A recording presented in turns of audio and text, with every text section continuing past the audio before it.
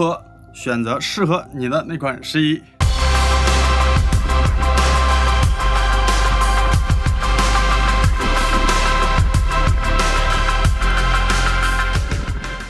大家好，我是许涛，欢迎来到我的频道海豚与兔子，我是海豚，你就是那只小兔子。喜欢潜水的朋友，或者刚刚入门准备学潜水的朋友，一定都会有这种疑惑，就是这么多各式各样的潜水服，到底应该选哪一款？哪一款最适合你？今天我们就来看一看如何选择适合你的那一款湿衣。潜水的时候啊，大家可以看到，基本上所有的潜水员身上都会穿有湿衣，其功能无非就是保暖，重要的就是防止你的体温流失过快而造成低温症，或者造成不幸的甚至死亡都是有可能的。那么湿衣到底有多少种？应该怎么样去选？首先呢，我们就来看你是进行什么样的潜水啊。如果你是水肺潜水，那么有水肺潜水专门用的湿衣；如果你是自由潜水呢，那它的湿衣又不太一样，因为它需要它的柔韧度更好一些。如果你是去更寒冷的地方潜水，甚至是冰潜，或者常年温度都在15度以下，那么你可能需要用的是干衣，那就是里面是不会进水的那种。我们今天主要来探讨的就是潜水所使用的水肺潜水所需要的衣服和自由潜水所需要的衣服。我们今天不去讨论干衣，那是另外一个领域啊。首先就是大家看我经常潜水的时候，我经常穿的就那么几套潜水服。我这潜水10年来，我起码用坏了7、8套潜水服，所以我跟大家来分享一下我的经验啊。你看我身上现在所穿的这一件衣服，我当年买的时候它是5毫米的，这个是自由潜渔猎用的衣服，而它现在的厚度呢，连1毫米都不到。这个就是自由潜的衣服的一个非常不好的缺点啊。它非常的柔韧，非常的软，贴着你皮肤的感觉非常好。但是如果你用它去水肺潜水的话，那你经常就去这么潜，那么它就会被压缩，压缩了以后它就不太好回来，这是它最大的一个弊端。但是呢，它非常贴身，很容易穿，而且呢柔韧度非常好，在水底下游的时候非常的舒服。这就是我为什么经常会用自由潜的衣服去水肺潜水。但是代价就是本来一个可以穿4、5年的潜水服，可能2年就已经冷的不行了，所以我的衣服就不停的在买，它变薄了以后，我就去热带的时候再去用，明白吗？我给你看一下，我以前一个7、8年的潜水服，衣服已经坏了，只剩裤子，它现在薄成什么样啊？这是我最早一开始买的一套自由潜水的衣服了。这套衣服我现在用的时候，还有这个3毫米的这个潜水背心啊，我只有去热带的时候我才会用这一套，因为它已经薄得不得了。比如说我去18丹这种热带非常暖和的地方，或者说是纽埃，他们都是在太平洋这个赤道附近的岛国嘛，所以我就把以前4、5年前用的这种自由潜的衣服拿去那儿用，因为它只有1毫米、2毫米，其实它的保暖性能都够。这个它的问题就是要从这个衣服它的本身的构造来讲啊，所有的潜水服它里面其实都是橡胶。而这不是一般的橡胶，这种橡胶我们仔细来看一下，它是有非常非常多的小的气泡在里面，非常非常多的小，英文叫 neoprene， 也就是说它是打了气的橡胶。这种橡胶在水里面，就是因为它跟你的皮肤紧紧的贴着，然后呢，它会有一定的厚度，因为它有气的这个隔热传导的效果是非常好的嘛，它才能够保证你的体温的散失的速度不至于特过快。这样子你在水里面待那么40分钟到1个小时，才不会太冷，对吧？所以这身衣服已经只是到热带国家才可以用。然后接下来我给大家看一下，就是我平时在新西兰自由潜的时候，我经常用的一套衣服，就是这件衣服。这件衣服其实还是以前好朋友送我的生日礼物啊。你仔细看一下，所有自由潜水服的里面它都是纯橡胶。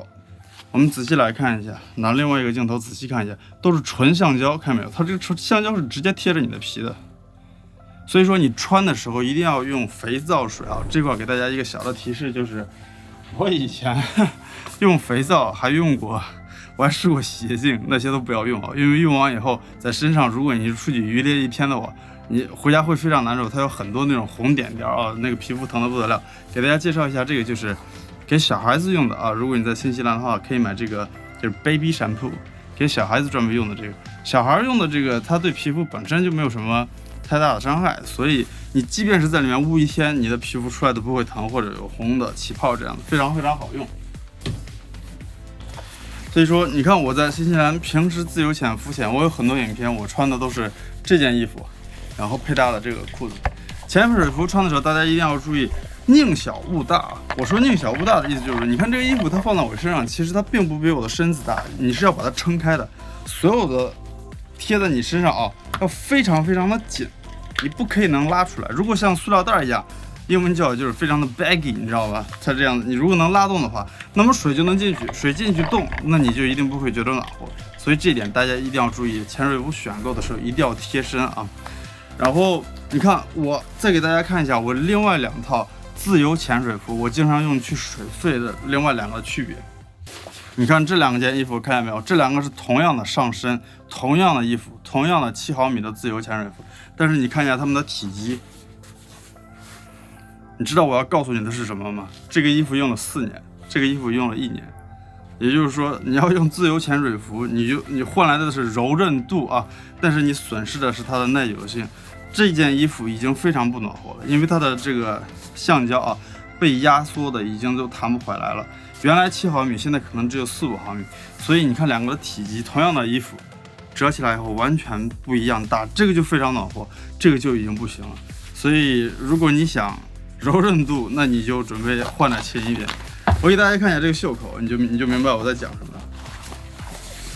同样的这个袖子的袖口啊，然后你们看2个的袖口，你看起来是差不多，这个是新的啊，这个是老的，明显的这个新的会比老的要稍微的厚一点，因为这件衣服跟了我很久，我在底下潜水的时候，我时间一长，我稍微感觉脊背后面都是凉的，所以不是很好用。如果你们像我一样喜欢用自由潜水装备去水肺潜水的话，那你最好就是多准备点钱，可能每2年你至少就要换，不然会很冷啊。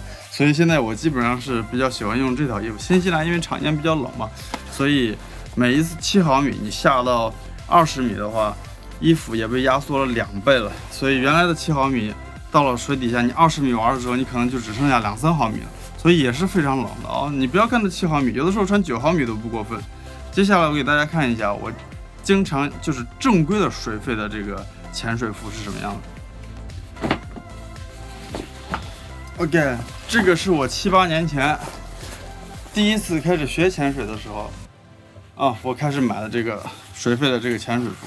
这个潜水服大家可以看到，它里面是这种尼龙布，它不是橡胶啊，是直接的这种布的衬里。所以这种潜水服你穿的时候，它是不需要往里面放肥皂水，你人是可以直接穿进去，因为皮肤嘛，划这个布是没有问题。自由潜水的不脱肥皂水你是进不去的。这个衣服很多年了，它是属于半干系列的，就是说水进去以后，它是这个防水拉链双层的啊，你拉上以后水它不会在里面来回的晃啊。然后你的体温把水加热以后，你慢慢就觉得暖和了。然后你在底下潜上40分钟到1个小时，你都不会觉得冷。但是它的缺点就是它非常的不灵活，非常的沉，也很大。你穿上去以后都不想动。